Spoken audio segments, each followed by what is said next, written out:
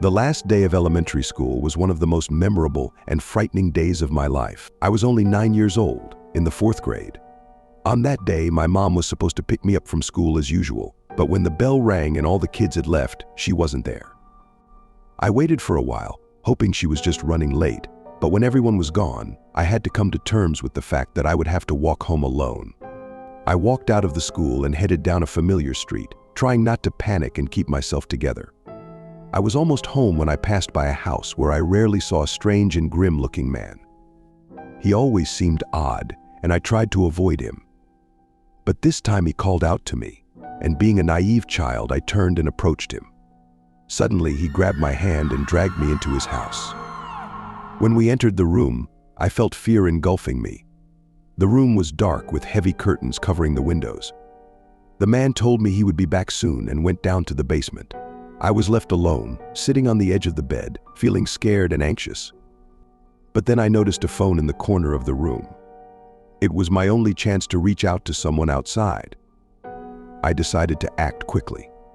Approaching the phone, I dialed 911, the emergency number. With trembling lips, I told the dispatcher that I had been kidnapped by a man and that I was in his house. They asked me for the address, but I didn't know the exact house number. I told them it happened on my street, hoping they could find me. Leaving the phone on without hanging up, I covered it with a towel and returned to my spot on the bed. I heard the man's footsteps returning to the room. He told me to follow him to the basement. I tried to ask him permission to call my mom or go home, but he became rough and insisted that I follow him. He led me to the basement, and as we reached the door, we heard a knock on the front door. It was the police. The man started to panic and pushed me into the basement, closing the door behind him. I continued banging and screaming at the top of my lungs, never giving up hope for rescue. Moments later, the basement door swung open, and 2 police officers burst into the room. They pulled me out of the dark space and began asking questions. I told them everything that had happened, how this man had kidnapped me, and what he intended to do with me. The man was arrested, and it later emerged that I wasn't his first victim. He was a serial criminal who had been kidnapping children across the city. It has been 17 years since that terrifying day, but I still remember every detail of that nightmare. I am grateful to the police for saving me from that awful man. Since then, I have tried to be more cautious and vigilant. Life has taught me to cherish every moment and be thankful for each new day. That man may be out there free now, but I hope he will never be able to harm others again. The last day of school was filled not only with joy but also with excitement that lingered even after the end of the academic year. We, the graduates, eagerly awaited the start of summer vacation, but an unexpected downpour disrupted our plans to celebrate this day at the beach. Deciding not to cancel our meeting with friends, we sought shelter from the rain in an abandoned school. Upon entering the building, we felt the cold and dampness seeping through us to the bone. The atmosphere was filled with mystery and threat, as if the spirit of the past, full of secrets and fear, lingered here. Walking through the dilapidated classrooms, we felt as if we were being watched from the darkness. The walls were covered in mold, windows were shattered, and the furniture was coated in dust and cobwebs. We tried not to pay attention to the strange sounds and shadows flickering in the corners of the abandoned building. And then, amidst a loud clap of thunder, we heard whispers and rustling behind us. Our hearts raced, and our skin broke out in a cold sweat. We turned around and saw ghostly figures slowly approaching us. Fear engulfed us completely, and we realized we were not alone in this dark place. Abandoning everything and running out of the abandoned school, we felt a mixture of terror and relief.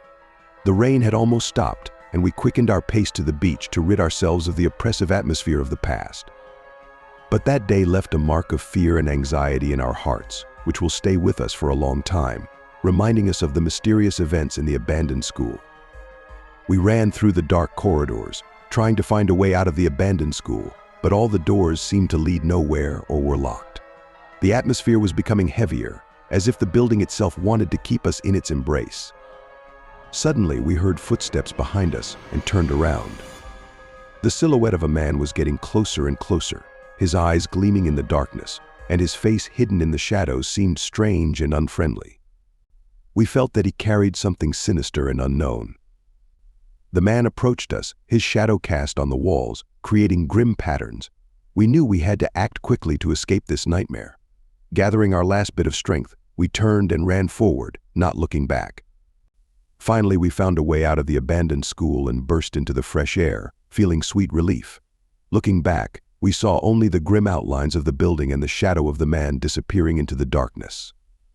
This experience left a mark of fear and anxiety in our hearts, reminding us that some places are better left undisturbed and unexplored. It was at the beginning of the fall semester in college. I, as usual, went to my math class, hoping to successfully tackle the new topic. As I entered the classroom, my gaze accidentally fell on a guy who was sitting alone at the back desk. He was tall, dark-skinned, and had a strange, almost mystical look. There was an empty seat next to him, and I decided to sit there. The guy seemed introverted and slightly intimidating, but I didn't pay much attention to it and started listening to the lecture. Soon he addressed me, introducing himself as Alexander. We started talking, and I noticed that his conversations were strange and incomprehensible, as if he lived in his own world. With each class, Alexander showed more interest in me. He would follow me in the college hallways, appear wherever I was, and even started sending me strange notes. I felt that his gaze was filled with something unusual, something dark and mysterious. One day after class, as I was walking home, I felt like someone was following me. When I turned around, I saw Alexander trailing behind me on the street. My heart raced with fear, and I tried to quicken my pace, but he kept up. Eventually, he caught up to me and said something cryptic about us needing to be together. I turned away in fear and ran away from him, but his shadow lingered with me. Every time I looked over my shoulder, I saw his eyes filled with strange attraction and passion. I realized that Alexander wasn't just interested in me, he was obsessed with me. Days turned into weeks, weeks turned into months, and I still felt his presence looming behind me. I was afraid to leave the house, fearing to encounter him on my path.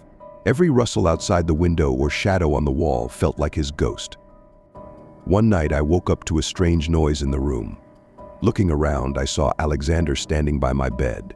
His eyes gleamed in the darkness, and the smile on his face was full of madness.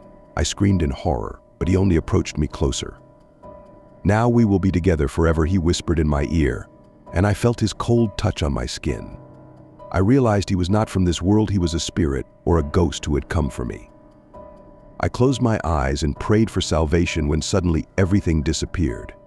I opened my eyes and found myself lying on the floor of my room. It was just a nightmare, or was it reality? Since then, I haven't seen Alexander again, but his presence still lingers with me. I don't know if it was just a hallucination or a truly restless spirit haunting me. But one thing I know for sure, this experience has left a mark on me for life, reminding me that the world around us is full of mysteries and dangers that we don't always understand or explain.